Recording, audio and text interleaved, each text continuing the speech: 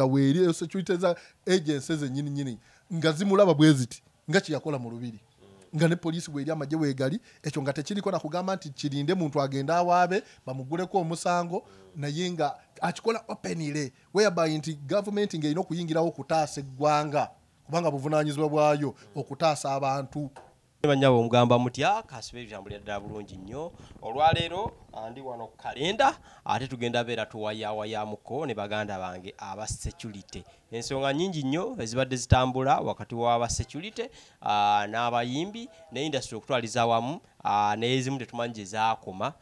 Tugenda beera byonna tubyogerako tulabe ate ki obudde buno ekigenda mu maaso naye nga mbajjukiza aba Jan Travelers basangibwawo Kansanga okulyana Chicken Tonight ekizimbe ekiri awo ekinene mu basement awo webali bakutwala ate ebweru ku ssente ez'ekibanja mpola oba kasente k'olinawo ate n'obasitula ng'otuuse balina emirimu mu nsi zonna ennamba zaabwe zeze ziri wano wansi Jan Travelers ne musajja wange Kuluni Japan awe katwe agamba itawo ofune ebyomungi byonna ebikozesebwa n'ebikozesebwa wano oyagala siika chips byonna ebyo byonna weebiri naye byonna byotegeerako ebyomunju byonna obisanga awo ku Crown Japan katwe musajja wange kakati titugenda kulwawo tugenda tandikirawo butereevu basewo ne bannyawo. Amen. Yes, nga bulijjo yenze omwami Mwanje Ahmed PRO ayogerera bakanyama mu Uganda yonna nga nsinzira wano mu kibiina kyaffe ekigatta bakanyama bonna ekimanyiddwa nga Umbrella for Uganda Bouncers Association oba gye musinga okulaba eriko UUBA Security mu bufunze WUBA Security gye tusinga okumanya buli wamu ogenda bivulo ogenda wa WUBA bitambula bitya? Tebitambula bubi nnyo naye nga bw'omanyi nti system bw'obanga ogireeta mu okyusa system oba ogireta mu ggwanga mu bantu abatannakimanya nnyo bikalubamu era oba olina kwesiba ezi okulaba nga programu eyo ogiggusa ekitali kyangu era kyova olaba nga oyita mu kkowa lya njawulo nnyo okulaba nga kyoguza abantu bakitegeera ate ne b'okiguza nga nabo bennyini obalaga omugaso gwakyo. Yes. Twesinga balaba nnyo ku bivvulu naye omuntu aliyo yandiyagadde okumanya WUBA emirimu gyayo emituufu ekola mirimu ki? Okusookera ddala njagadde okukozesa omukisa guno ndowooza nsooke ntegeeze bannayuganda bannange ekigambo bouncer. Bouncer kyeki mu bulamu oba mu nsi ti bouncer yeffe abayewaayo ne tugenda mu gym ne tukola omubiri. Bwe tukola omubiri ogwo mu gym etukolera trainings nnyingi. Tukubirayo ebikonde tuzanyira kickboxing tukola ebintu byonna ebyokwetaasa singa omuntu baba olumbiddwa tosobola okwetaasa ku mulumbaganyo oyo kubanga sometimes omuntu agenda okulumba omuntu ng'ate oluusi ye ayinamu obukugu obw'enjawulo kati nawe talina kugwira nga ffala alina okukusanga nga naawe oli kaliba nga weeteeseteesa ati lisi ng'ate akulumbye ate osobola omukyalenjinga n'omwekwatira either n'afubutuka ewiwa emisinde bw'aba akulemeredde n'agenda oba si ekyo n'omukwata bukwasi kifuba ddembe n'omuwamba. So mu ngeri eyo nti ffe tubeera tukwasa tusobola okwetaasa training gye tuyina ey'enjawulo esobola okukununula. Kakati mu gym eyo tukolerayo okuzimba omubiri ne tukolerayo training ez'okwetaasa nga ffe abantu ne tukolera training ezo ez'obukugu okubanga mu luzungu gye bayita self defense. Kati bwe tumaliriza ekyo then ne tujja mu bulamu bwaffe obwa bulijjo waliwo abantu abatakola training kati aiva noyinza okubanga gwe tokola training nga teweefaako. Kakati gwe bw'obeera nga ate osobola okubeerawo nti osobola okubeera mu bulamu ng'oli successful oba si ekyo tekiriko kugamba naye omuntu yenna kitegeeza nti ogenda kwetaaga obukuumi security ku bulamu bwo neki kyoli. Kitegeeza kati nze yeewadde obudde obwo ne neeteekateeka ne nfuuka mashini kati gwe osobola okunkozesa n'ongamba kakati ate omukulu Medi njagala kunkuuma nina ebyenjagala okukola bwenti nina bwenjagala okutambula bwenti n'ekifo kyendagamu jangu ombeereko onkuume. Kati bounce kyekyo kye tukola. Kati bwe tugenda mu gym eri gym ye traininga bonna naye kati waliwo omulimu oguli specific nti kati gwa bouncing then nojja n'okola omulimu ogwo gwaffe gw'ekibouncer bouncing abantu bodyguard kukuuma mu style yonna nga bengenda okubannyonnyolako awo mu maaso kati yoyo bouncer kujja kukola mirimu gyaffe gino gya bukuumi ng'okuuma abo abeetaaga okukuumibwa omuntu yagenda mu gym n'awaayo obudde bwe n'atraininga ate asobole okukuuma abantu webale nnyo so kati yoyo bouncer kati ba bouncer abo ne twesanga nga ate tuli bangi naye nga ate tetulina mateeka era ebirungi byonna byonna bye nnina bifunye mu mulimu gwange ogwo ekyokubiri bouncing ono gwe tukola alimu ebirungi bingi nnyo si mu Uganda yukayoka we wasoose okukolebwa bouncing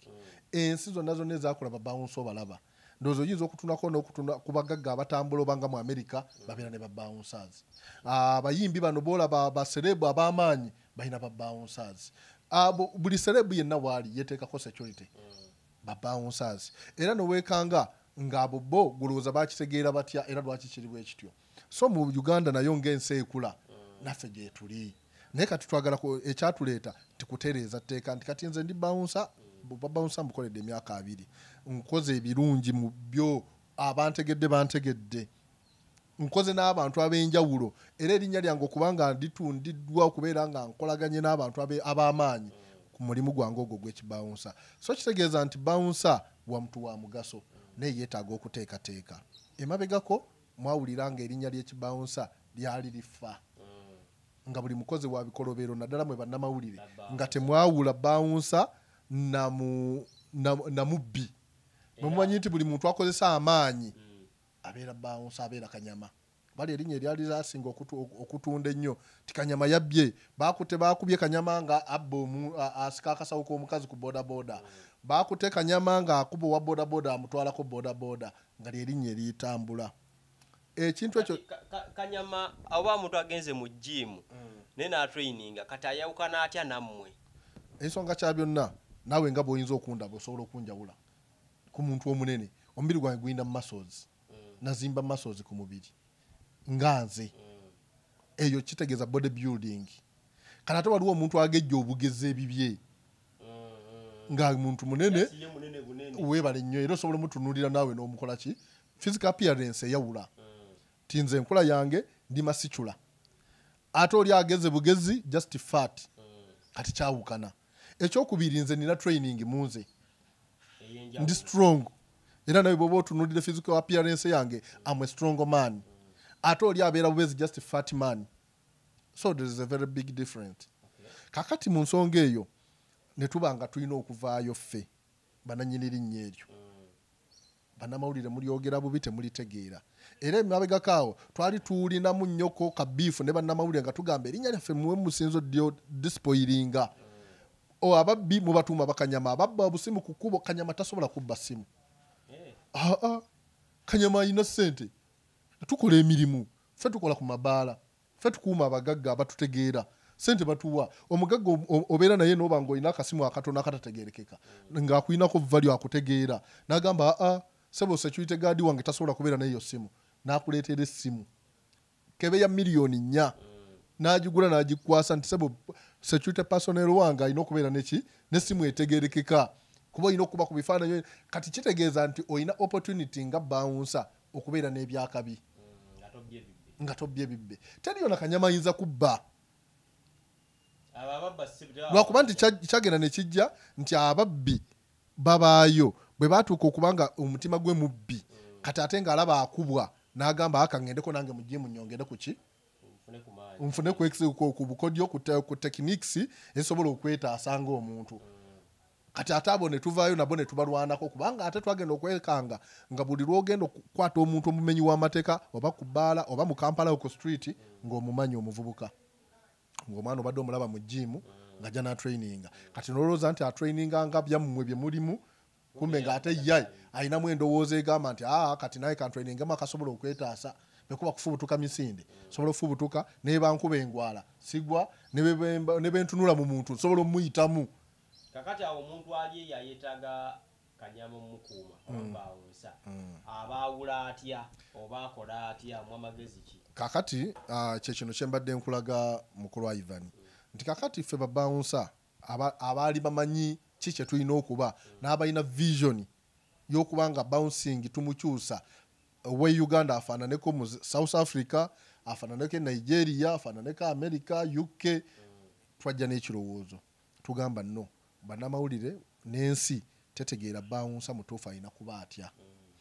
Tulina okuvaayo, tetulina kusirika na kuba buleminga. Tulina okuvaayo mu lwatu ne tulwanirira kiki tuli ne tutegeeza ensi. Yensonga lwaki Uber Security yajja. Twajja nga tuzze kukola era ne tukola association y'ababawunsa. Tugamba kati essaawa eno tutandika okuregistaringa buli kisi akola omulimu gwaffe. Gwoba omanyi nti ogenda mu gym naye ng'oyagala kukola mulimu gwaffe gwa bouncing, jangu mu association. Association eno twagitandika nga tulina ebiruubirwa nnamba emu kulaba nga tulwanirira erinnya ly'ababawunsa. Nga teri addamu kulyogerako ng'alyogerako mu butamanya. Gwoba oyagala okutegeera bawunsa omutuufu, nze mwogezi w'ababawunsa omutuufu eyalondebwa abantu ne basimba layini nga bagamba nti yes sebo tukuwadde ekyo talent eyo okusinza ku experience gy'oyina, okusinzira obukugu bw'omaze mu mulimu, ebbanga lye tukulabidde. I can explain who is a bouncer. Kakati bwe tumala ekibiina kyaffe ekyo nga tuzze n'ensonga erungamya erinnya lyaffe n'okutegeeza ensi bawunsa yaani, then ne tubeera n'ensonga egamba nti katwagala tutereeze kituufu tukola ku omulimu gwaffe ogwo tukola ku mabaala. Bannayuganda batwagala, abatuwa emirimu, tuga bodyguardinga abantu, twescortinga abantu, tukola emirimu mingi nnyo kati Abannayuganda batuteekamu obwesige. Naye muffe mulimu abakozesa opportunity eyo ate ne bakoleramu obumenyi bw'amateeka. N'oli n'agamba omuntu nti jangu ogenda onkuumireko wano, aye n'akozesa opportunity ekumbe nga mubbi. So n'amanya nti yali in charge, n'akozesa akakiisa ako n'alyoka kaakola byonna by'ayagala. Kati tugamba ekyo nakyo twagala kirwanako. Omulimu gwaffe ogwo tugukola, Bannayuganda batumanyi, naye twagala tugutereeze. Nga tuli recognizinga ani alina okugukola mu butuufu bwago n'ani atalina kugukola. So ekyo ne kiba nga kizibu, ng'era tulina kubanga tuli in touch ne gavumenti okusobola okutuukiriza ebiruubirirwa byaffe ebyo by'okutereeza omulimu. Era n'essaawa ya kaakati kikyatukaluubiriza mu byanga tutandika kuba twatandika obwegassi buno twabutandika 2017 up to now ekyo ekintu kikyali kikalubo ekyokubeera nga omulimu gwaffe tuguregulatingira amateeka agagutambulirako n'obudde buno tebunnaba. Kyekizibu ekikyali ekizibu because nti ogenda okwekanga nti gwe bw'obanga oyagala kikubira ku sayidi eno gyolaba eba favoringa neetereza omulimu gwammwe ate nga waliyo abalala abayina se abayagala kivugira ku sayidi yaabwe ng'ate bayina muko upper hand ate gwe oluusi gyotokola ki kati mugenda kikola mutyo okulaba nti kitereera. Kakati mu ngeri yonna wano we tutuuse nti at least tugezezaako okutembeeta ensonga zino. Esooka kya byonna abantu betukoleramu bonna mikwano gyaffe.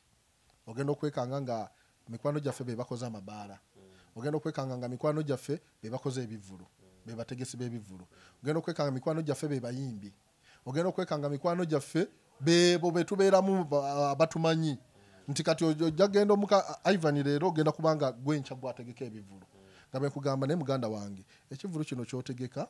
omanyi kati ffe tubikolako. Ne kati twabadde tulina office yaffe tufuga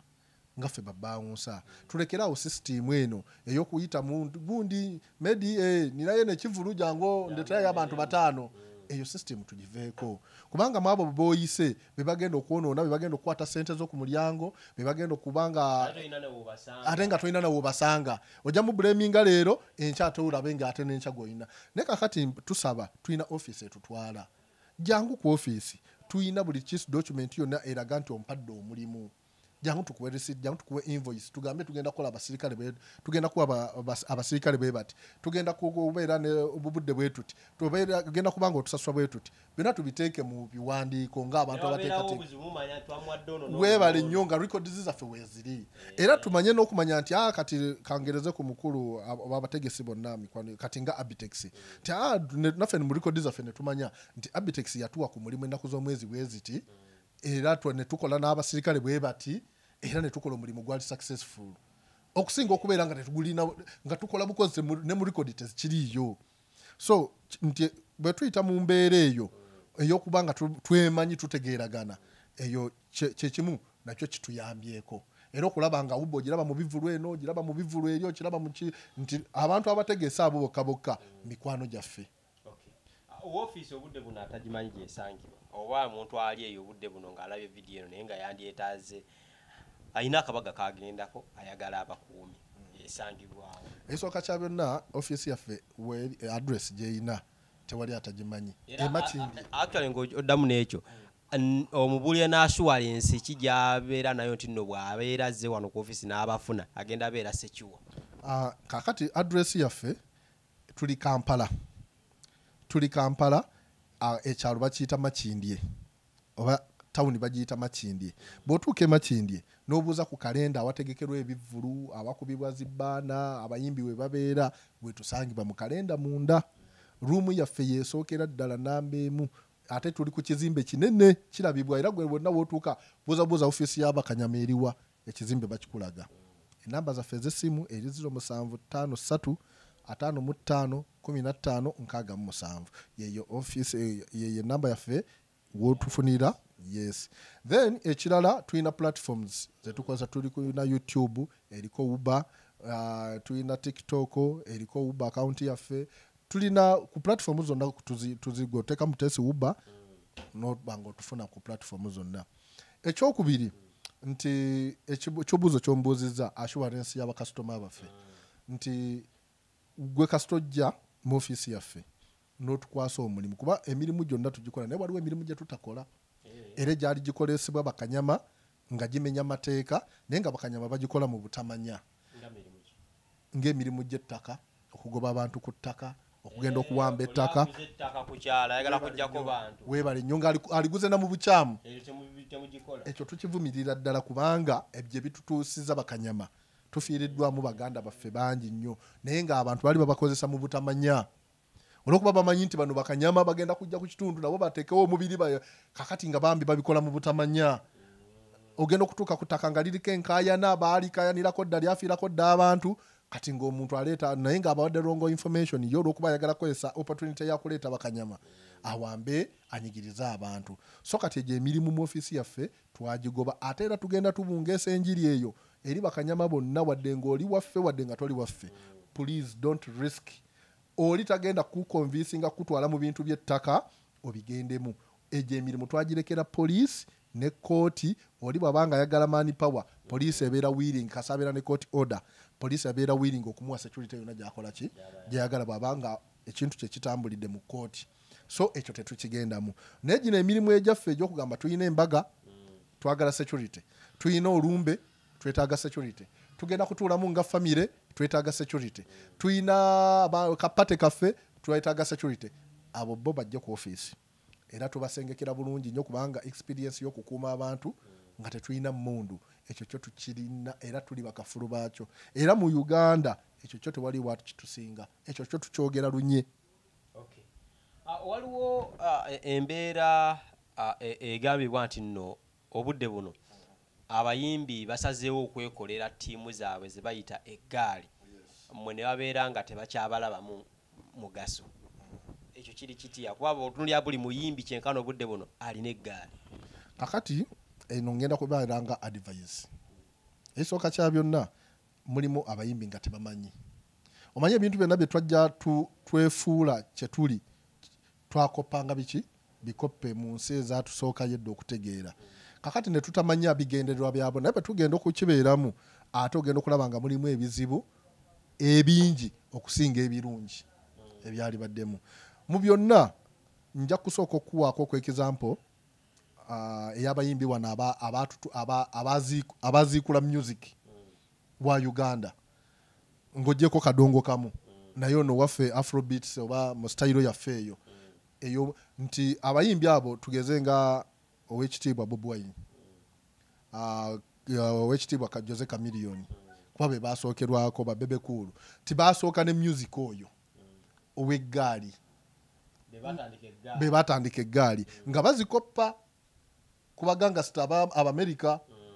nga balaba naye ate nabali abagangasta nabeera bateekawo sisitimu yaabwe eyo naye nga bayina enhandolinga gye bakola ki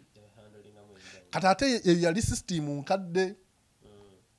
nga n'ensi tennaba kubuuka ng'era bw'eraba ku ggaali egitya kati saawe eno omulembe gwe tulimu sigwa gaali kati era bonna baabikola kizibu nnyo kyakusanga nga bebe gundi kamiliyoni atambula n'eggaali kamiliyoni abaddewo wano mu Uganda ebbanga lyonna emyaka nga 8 emabega ng'ayita n'abantu 3-4 ng'eggaali yazivaako abadde taliiwo era nga tayimba abadde ayimba so mu byonna namba emu abayimbi akati abazizza eggaali nga bakola eggaali bakikozesa mu butamanya na bujega kubanga tekikwetaagisa ekuyamba ki ekisooka kya byonna eggaali egenda kukola ebintu bingi by'otomanyi kubanga naye nyini omuyimbi bw'omubuuza nti mu ggaali gy'olina ey'abantu 15 tandika okumumenyera linnya lya buli muntu tabamanyi agenda kumenyera abantu nga 3-4 kitegeeza abalala bagenda mwetippako ekyokubiri omuyimbi oyo ayita n'eggaali aba mumenyi w'amateeka ate baba baaki kubanga abo bennyini era eggaali ezo zibba abantu ekyo kimanyiddwa 100 ku 100 nti eggaali eyo buli lwejja era abayimbi abo njagala obatunuulire eggwe kennyini abayimbi abatambula n'eggaali era sitayiro zaabwe za bubbi za buyaaye za kutulugunya abantu nti waayita bw'ati n'eggaali ye nga yajja kutambula agende naye kyaleka emabega ye kyatamanyi nti abantu bonna baleka mu katundu awo ng'obusimu bakaaba obusimu abamu bakubiddwa eriiso abamu bagize eki ng'era eggaali ye buli lweyita ewantu abantu beeraliikirira ozo bawulirako wano abamu nga bagamba nti gundi yatuuse naye akavuyo kabaddewo akavuyo ako ke babeera bateekawo kabeera kakumenyeramu mateeka kubbiramu bantu kukwatiramu bantu era bwe bavaawo bwe bati ogenda okulaba nga buli muntu akaaba era ogenda okunoonyereza genda ku poliisi wano mu Uganda aba bayimbi buli bayinayo zifayiro abayina amagaali kati njagala kuwa example ng'oli muyimbi ng'otegeera kubanga omuyimbi yenna obozze obeera ofuuse celebrity era obeera ne bafans era babeera bakwagala ate aba bantu ba bulijjo be bakuwagira kakati bw'oba ng'omuntu yenna value namba emu kyenkwagalako omuyimbi osooke weeteekeko security ekyo kyakabi oba okitegedde nti oli valuable bw'omala okukitegeera security ginoonye weetaaga ya mmundu weetaaga jasi yakukuuma y'abantu kati ngaffe waffe babawunsa tetulina mmundu naye bw'obanga omanyi nti weetaaga security kati ffe tukukuuma ne tukwescootinga buli wamu bulungi tukuwa guidelines z'olina okutambulirako bulungi nnyo kubanga experience tugirina ne knowledge tugirina nga bw'olaba Eddie Kenzo taito gy'alina ya president advisor ate president w'abayimbi naye alina babawunsa bameka bamumala ne baba yeetaaga wakusatu era alina kwongerako bawunsa ne baba yeetaaga wakuna aba alina kwongerako ki bawunsa kubanga muntu w'abantu togenda muteekako threat ya mundu kutiisa ate baki bantu kati oyo omuntu nomanya nti alina n'obusobozi obugenda okulabirira bono babawunsa bamumala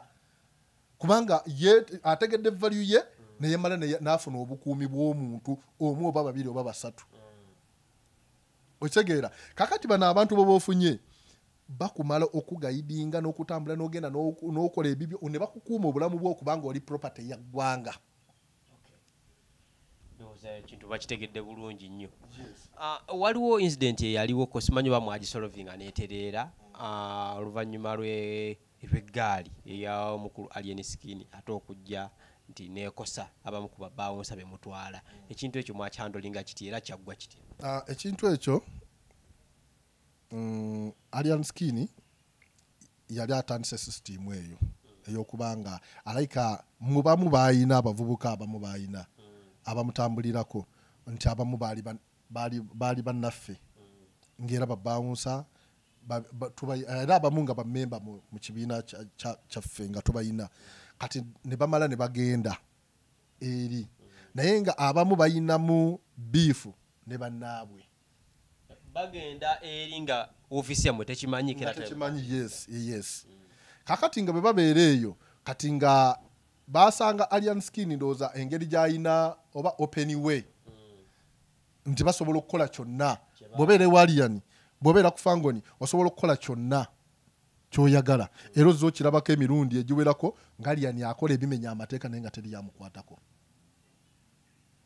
information ebadde ng'efuluma ng'akola by'ayagala nga teri yamukwatako kitegeeza n'abamenyi b'amateeka ne beeyongera okumwegattako because ewuwe nga weeri security za agencies ennyini nga zimulaba bwe ziti nga kiyakola mu lubiri nga ne poliisi bweri amagye weegali ekyo nga tekiriko na kugamba nti kirinde muntu agenda awaabe bamuguleko omusango naye nga akikola openly whereby nti government ng'erina okuyingirawo okutaasa eggwanga kubanga buvunaanyizibwa bwayo okutaasa abantu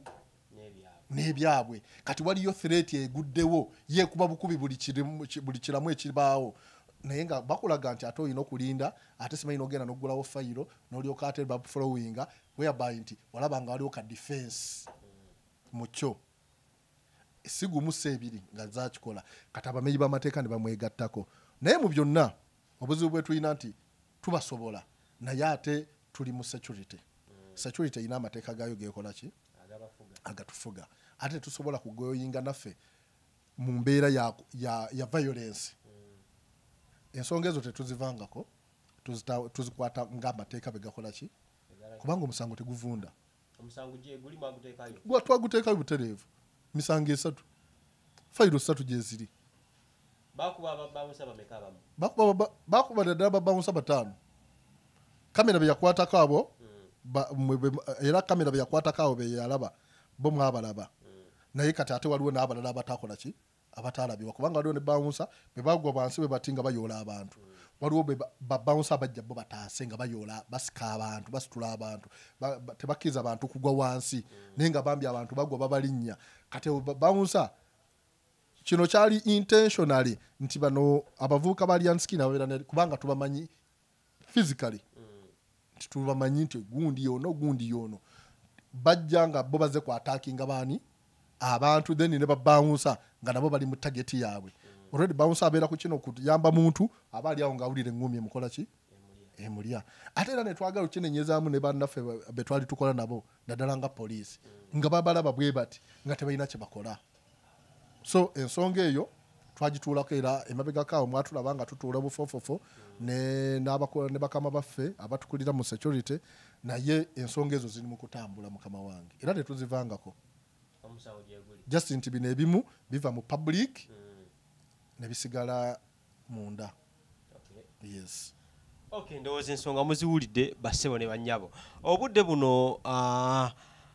omuntu nga yeetaaga aba security actually nga sinaba nakituukako ku bayimbi engeri gye balina okufunamu security nabadde njagala kubawaako ku example then malemba kubirize nti kya mugaso nnyo emabegako twafiirwako ku bantu abayimbi nno ab'amaanyi abayimbi abo batusigala ku mitima naye ng'owulira incidents ze bafiirangamu nga ziringa za kusaaga era mutuufu nze ku nfa y'omugenzi Moze Radio kubanga nali mwagala nnyo yali kyali wange yali kwegamba nga mumatira nnyo nga kyali wange naye bwe yafa bw'ati lwe nategeera nti bwe baba bagamba nti omuyimbi wa ggwanga baba bategeeza nti teyeyinaako kati buyinza okitegeera kakati nenjagala okigamba era kankwesa omukisa guno nkinnyonnyola abayimbi oba ba celebrity mwenna oyinza okuba nga oli ne mu ofiisi ya gavumenti oyinza okuba naye ng'oli muntu w'abantu ekintu kye bayita omuntu w'abantu oba tokyeyinako obuyinza oyinza okuba nabwo naye oba tokyeyinako nnyo buyinza kutuuka kugamba nti kati nze ndi free nkola kyenjagala nedda abayimbi mbawaddeko mmwe kyakulabirako bw'obanga okedde ku makya gwe okeera ku makya n'oyiya oluyimba n'omala n'olukuba mu nsi ne lunyumira abantu n'ofuna abawagizi njagala orespectinge abawagizi abakuwagira nti obeera property yaabwe olina okukola kyonna ekyetaagisa nambemu okweteekako obukuumi osigale ng'osanyusa abantu bano kubanga music kyekintu omuntu ekimukwatako ku mutima n'oyimba music ng'omuntu akiri naye n'okiyimba ng'olina okikozeemu solution nga bwakiwulira naye kimuyamba n'ava mu buzibu bwalimu nga singa omusanga kwegamba nga music ono mmere ya mwoyo mmere ya mubiri kati omuntu kyovalaba abantu abayimbi balina abawagizi kati leka okwegayaalirira weerabenga owa bulijjo ali awo ovyo mmanya nti kati oli valuable olina abantu abakwagala olina abantu boogattako nambe mu nga tonnaba kufuna ssente nga tonneetunuulira nti kati nfuna ssente sooka weetekeko obukuumi value omanye nti kati ne bwe ntambula essaawa bwe ziti nina ankuuma nze ngenda kugaidinga nkugambira okugamba nti kati kuba kati ffe tumanyi ye industry gye tukuliddemu tumanyi kiki kye kitegeeza nja kugamba nti nedda essaawa zino zoyagala okutambula tetugenda kugambe nedda tokola kino nedda wano tetugendawo tomala galya mmere eno betuba nga tugenda kulya emmere tulya wano ate gundi yagireeta betuba tunywa amazzi tutambula n'agaffe tetumala ganywanywa muleme kwegayaalirira kubanga kati essaawa eno oba ofuuse kyanjawulo kati bw'otegeera value y'obulamu bwo manya nti kati oli w'abantu abantu bakwagala obeerewo kati obuvunaanyizibwa bwo gwe tosobola naye kyoba okola kimu kufuna agenda okuvunaanyizibwa mu mbeera y'okukuuma olabe ng'obeerawo so mbakubiriza abayimbi tuve ku ggaali eggaali biralamu ate oba okoze birala kisuula n'erinnya lyo funa security eyaffe babawunsa wetuli wuba weeri mutulaba kati tutraininze tetukyamala ga deployinga bavu nti agenze mu jimu ne tujja n'abeerawo kati tulina programu nene nnyo tulina kati trainings ez'enjawulo bw'oba omaze okukola omubiri gwonga ggwe then tulina seminars police kirungi twakwatagana nayo mu mbeera eyo kwegamba ekintu kino kiwanvu poliisi ebamanyi bulungi nnyo era mukolagana nayo weebale nnyo okuleeta n'okuuma ate osikana poliisi neba birala ekisooka kya byonna tuzze olugendo lwe tutambudde okuva 2017 okutuuka essaawa kakati wali wenda kusookeza nti lukyali lugendo luwanvu okulaba nga amateeka gaffe gavaayo naye nga tulina olugendo bwe tulutuusizza bukyanga tukola obwegassi Uber Security tutudde ne poliisi enfunda eziwera nga twagala kutemaatema n'okulongoosa omulimu gwaffe essaawa eno poliisi emanyi bouncer wa Uber Security yaani era tulina ID ey'omulimu gwaffe eya Uber Security poliisi egimanyi bulungi era teriyo wa byakwerinda ndowooza gwe tutakolangako naye era atatumanyi so poliisi ekimanyi bulungi nti buli lwekusanga nti oli bouncer nti oli wa Uber nti ye ebikwogerako biriwa ID oba nayo ate ID yaffe eri electronical esoma ena barcode bagiscanninga yes webali nnyo ereetera ebikwagerako era kaadi nga oli agiscanninze nga tesoma eyebeera fake bayinza okwerimbika ne bazikucupule webali nnyo ekyo kimu ekyokubiri poliisi emanyi omulimu gwaffe gwe tukola era emabegako awo ndooza abiwulire ebyali bya uniform nti ate babaganya uniform ya black awo wonna twali kutugamba nti okay kati poliisi etegedde nti tukola naye era kizibu kya poliisi okukola awantu wonna nga tetuliiwo kitegeeza twali tulina okwawula uniform city erina black kati nga naffe tulina okukyusa uniform era twazzaawo uniform yaffe ya white yes emabega Uber Security yo brand yonna yasigala yeemu naye kala yeyakyuka so kati babawunsa bwe tubafunayo tulina seminars zetutegeka poliisi nejja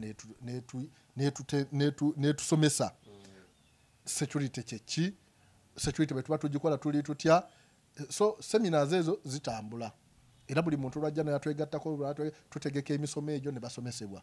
ate era nga tulina mu kulobinga era gavumenti nga twagikubira ddoomula nga twagiwandiikira ddaba ekikwatako nga twagala tubatwaleko ne mu training endala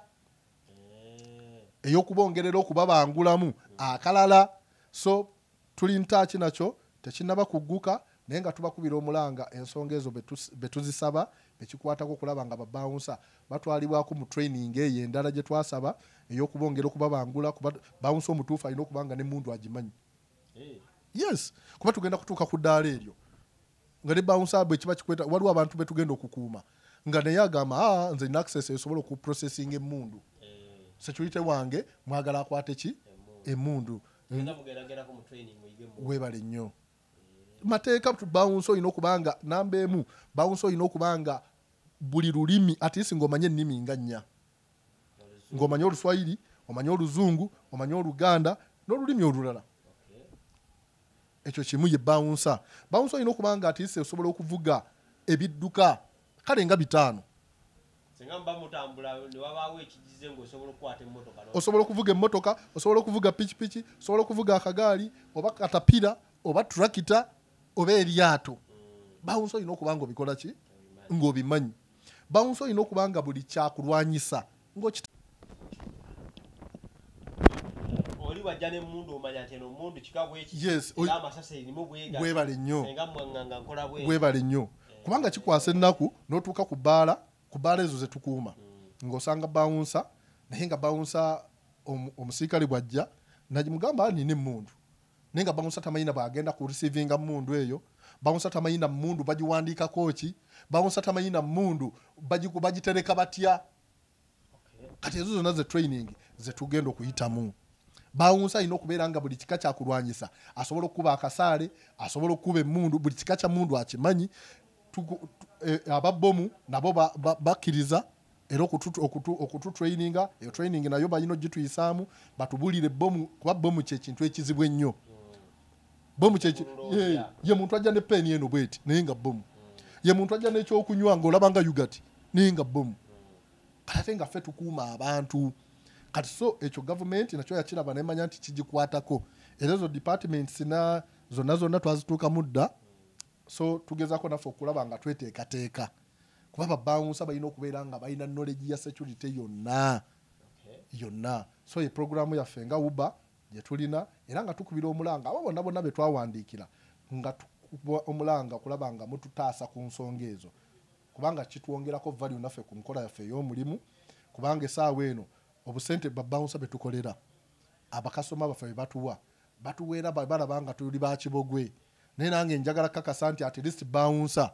nagenda okufulumya wano bawunsa ogamba nti Ivan ogenda genda ne bawunsa ono naawe omutwaleko oba ogenda wadde Bulaaya ogenda naye ng'omanyi kyolina mashini kubigambibwa ekibuuzo kino ndabye abantu bakyogera nnyo nti nno mukozesebwa naddala mu kaseera k'ebyobufuzi oba ebyobululu ne babambaza engoye ez'aba security ne mukuba abantu how true is that ekisooka kya byonna ekyo nga ffe uba tekitutuukangako tetukozesebwangako mu Uganda bibaddewo nga biwulirwa era ekyomukisa omulungi nga ezimu feesi zirikogonizingibwa naye nze ntuula wano ku uba mu ofiisi era nze mwogezi w'Abakanyama era ekyo kyo tetufunangako muntu yenna ajja wano tyagala kupangisa Bakanyama oba abatwala ku mirimu akubanga ne Bakanyama baffe bonna tubakubiriza emirimu gyaffe we tukolera gimanyiddwa ate tukolera mu uniformu yaffe ate n'ekyokubiri omuntu yenna bw'abanga amaze okutwegattako ne bw'oba toyambadde uniform abantu baba bangu okurecognizinga kuba kati nze wentambulira wonna tekyetaaga kwambala uniform yange bamanyi bumanya nti tulina ekibiina kyaffe kye bayita uba n'abaana abaffe bonna bonna bamembers bonna bonna betukozesa baofiisers bonna bonna betukola nabo era bonna abantu babamanyi kubanga gy'obeera abantu babeera bakumanya ate gy'obeera gy'okolera kati so tetulinayo muntu wa uba yenna yali ayambadde uniform ya security ate n'agenda mu bikolwa nga si muntu waayo. Yes. Kiralifayingidwa bulungi. Ensonga endala nti abamu ate mukozesa emibiri gyammwe oba bagenda mu gym kukola mubiri neno nti kukuuma bantu wabula kuyisaawo agenda zaabwe for example ez'abakazi abakazi baagala nnyo abasajja ab'obunyama kati ne mukozesa eyo opportunity ate okufuna abakazi kakati ekyo kituufu bakazi babaagala nnyo ekyo sijja kibuusa maaso nga bwe nkugambye wali nti mu gym eyingiza buli muntu ate buli muntu agenda n'endowooza ye. First of all gym kyabula okola exercise kyabulamu ekyo kigatta kuggwe kuvumula ndwadde ezimu kubanga abantu balwadde kati buli agenda mu gym alina endowooza ye. Kati nze nganze abantu bengezezako okusikiriza banfaanane bangi nnyo ngero oli wakusanga awo naakuyimiza ne kukuwa n'agamba naye nga takumanyira kumanya naye n'agamba sebo nsonyiwa badde nsaba kubuuzaako nange nsobola okukola mubiri n'embeera nga ggwe ng'ayagala akufaanane. Era mangi tubadde mu majimu mangi nnyo, ffe amajimu gatuwadde nga ogakubira advert kusikiriza bantu. Kakati omuntu ajja mu jimu ng'alina ebiruubirirwa bwe biki, kati ekyo kyokka omuntu ayinza okuwulira ekyo mu bwongo bwe n'akiwulira n'agamba empule bagamba nti ba bodybuilders abakazi babaagala nnyo, kati naye nekimutwala mu ki mu jimu ng'agamba naye kangende nkola omubiri abakazi bakole ki, naye nga waliwo omukazi omusajja ayinza okulemwa omukazi mu nsi. Ivan, toyina mukazi, toyina bakazi bakwagala. So kati endowooza y'abantu nakyo kibaayo nga kituufu era esiyinza kisambajja. Aseole wanya ensonga kituufu kalutu kayiseewo kituufu obunyama mukola naye nga wakawambwa. Ate kati era nga wekugambye nti ebyokwogerwa byogerwa. Personally kiyinza okuba nga omanyi kati waliwo ebintu bingi nze bwe tubadde wano Kampala bwe tukolidde nawe oyinza okuwulira ebibooziboozi oli byaleeta waliwo ebibooziboozi bye nago banze byesikiririzaamu kubanga ekisooka kya byonna waliwo abagamba nti oli bw'ayagala ku kanyama tamuta golooza lwaki abatamuta babaira balimba naye kiyinza okubeerawo era nakyo kiyinza kisambajja nti kibeerawo ku muntu ng'omuntu.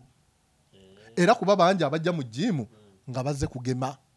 ekyo nga munafu ye nga ye mu mbeera ze z'obusajja ng'era agamba nti bangamba mu jimu kuba mu jimu tulinamu exercise ezizukusa omubiri.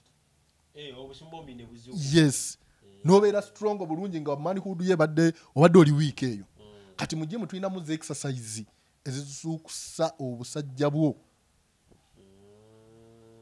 nga tokozeseza ddagala tokozeseza wabula nga exercise yo n'ekugogola n'ofuuka ate mulala nnyo era bangi bakiweerako obujulizi. Kubanga I myself am an instructor professional. Kati ekikwatagana n'exercise z'omubiri ekyo kyo ate bwe tuba tunafuna chance endala okusomesa abantu omugaso gwa exercise omugaso gwa gym, then I'll give you time on that. Okay, nga tumaliriza abagagga abali eyo ayagala tandikawo gymming azimbye ekifo kye ayagala ba instructors era naye musobola omuyambako muli komendinga oba muwaabo abakakasiddwa nga n'ebyuma bye binaabula ajamanya wamujje nti no ekisooka kya byonna ku kibuuzo ekyo lwaki nkikuusazeemu kaawo nti nze nganzi Medi nkoze oba traininze ba gym instructors ba professionals bangi nnyo benina kubanga nze nasoma jenyizo okuyita kati nga therapology, gym instructions, training ezo kati bode yonna ngitegeera bulungi kati then bwe nakoyera ng'olwedde mmaze okutraininga okusomesa era essaawa eno bali mu kukola amajimu mangi gabatwala kati ate na wano wennyini era weebali era gwe wanga okoze jimu yo ng'onoonya coach jangu ku ofiisi yaffe mu Uber nja kukuyambako ku nsonga eyo nja kukwasa coach gwe neekakasa amanyi kiki ekikola. Kale ebigambo ebisembayo kuba maybe nja kuzza maaso awo olw'ebibuuzo by'abantu bye nnaafuna ate n'okwongera okulambula ensonga zino. Ebigambo byange ebisembayo kambiteeke bigenda kubanga bibiri. Ekisooka kigenda eri bakanyama babawunsa mwenna baganda bange babawunsa mwebala okukola mwebala omulimu gwe tukola. Omulimu gwe tukola munene nnyo era kaweefube gwe tuliko gwakumanyisa gavumenti nti bakanyama wadde mutulese wadde mutubuusa amaaso naye mujja kutwagala kifuba ddembe mujja kututegeera olw'ensonga gwe kanyama ali eyo njagala ombulire mu bbaala bw'obanga oli ku bbaala oyimiridde ku bbaala abasirikale bameka abayingira mu ndoomu b'omanyi naye bo baba bazze kucakala wabula nga ate obukuumi babukwasizza ffe kitegeeza ffe tukutte obulamu bwabwe ne end of the day tebatuvaluwinga teriyo agenda kuvalu